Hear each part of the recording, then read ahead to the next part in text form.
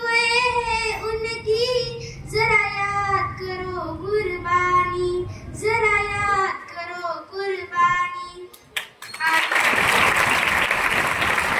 ज्यांच्यामुळे आपण हा दिवस साजरा करत आहोत अशा हुतात्म्यांची आपल्याला आठवण येत नसेल तर आपण भारतीय कसले? श्रोतेहो, इतिहास केवळ वाचण्यासाठी नसतो, इतिहास केवळ ऐकण्यासाठी नसतो, इतिहास केवळ परीक्षेत मार्क मिळवण्यासाठी नसतो, तर इतिहासाकडून प्रेरणा घेऊन आपण स्वतः नवीन इतिहास घडवण्यासाठी इतिहास असतो। आता तीच वेळ आली आहे। आपल्या देशभक्तांच्या बलिदानातून प्रेरणा घेऊन स्वराज्याकडून सुराज्याकडे जायचे आहे। परंतु या गोष्टीचा कुठेतरी विसर पडत चालला आहे आणि म्हणूनच स्वातंत्र्य लढ्याची पुन्हा पुन्हा आठवण करावी लागते आहे। स्वातंत्र्य देवतेला वाहिलेलं पहिलं पुष्प म्हणजे तात्या टोपे।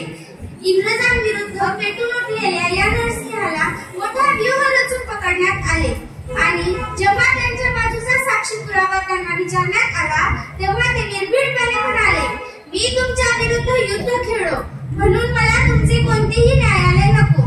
हे बोलत असताना त्यांच्या चेहऱ्यावर आनंद ओसरत होता, कारण त्यांनी कर्तव्य बजावले होते। असे एक नाही तर कित्येक उदाहरण आहेत।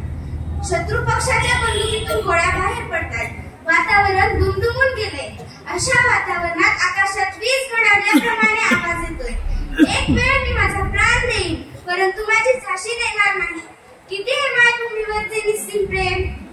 एवढेच नाही तर एक तरुण मुलगा ओरडत ओरडत वधस्तंभाकडे धावतोय, मी माझा प्राण देईन परंतु देशाशी गद्दारी करणार नाही।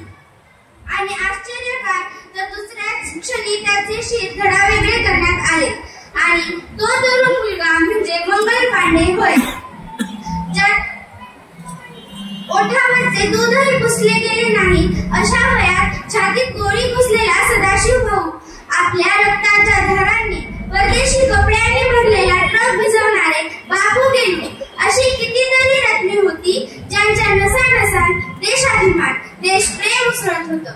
त्यांनी देशासाठी त्यांचे प्राण अर्पण केले। आपल्याला मात्र फक्त त्यांच्या त्यागाची जाणीव ठेवून आपल्या मायभूमीचं रक्षण करायचं आहे। आज स्वातंत्र्याची फळे चाखत असताना एकीकडे देश प्रगतीपथावर वाटचाल करत आहे, डिजिटलायझेशन होत आहे, तर दुसरीकडे त्याच वेगाने किंबहुना त्यापेक्षा अधिक वेगाने सांस्कृतिक अधःपतन होत आहे। आपल्या भारतीय संस्कृतीचा ऱ्हास होत आहे। हे असे होऊ देऊ नका। आपली भारतीय संस्कृती सर्व संस्कृतीचा पाया आहे, हे विसरू नका। आपल्या देशभक्तांचं बलिदान विसरू नका, आपल्या देशभक्ताचं बलिदान विसरू नका। जय हिंद, जय भारत।